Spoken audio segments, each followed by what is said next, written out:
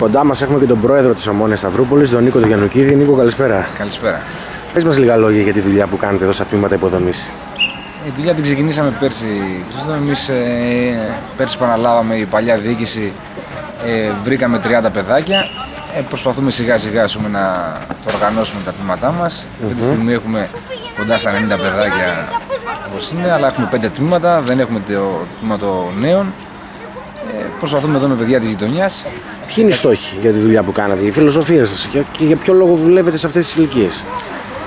Εδώ εμείς δεν μπορούμε να έχουμε υψηλούς στόχους, να πούμε ότι είμαστε ακαδημία όπως θεωρούνται πολλές ομάδες. Εμείς εδώ πέρα είμαστε μια ομάδα γειτονιάς. Τα περισσότερα παιδάκια είναι εδώ από την γειτονιά. Θέλουμε να προσπαθήσουμε να παράγουμε πιο πολύ πολιτισμό και περισσότερο να πεις ότι θα βγάλουμε ποδοσφαιριστές, θα βγάλουμε επαγγελματίες. Εμείς αυτή τη στιγμή θα κάνουμε καλά παιδιά. Και ως γνωστόν η Ομόνοια Σταυρούπολης πέρα από το ποδόσφαιρο έχει αρκετές δράσεις οι οποίες είναι και αξιοζήλευτες από όλες τις ομάδες. Το κυριότερο αυτή τη στιγμή για μας αυτό εδώ είναι. Δηλαδή και να οργανώσουμε τα τμήματα υποδομής και να φέρουμε τα παιδάκια κοντά στο γήπεδο και να δείξουμε ότι υπάρχουν και άλλοι τρόποι να βοηθήσουμε.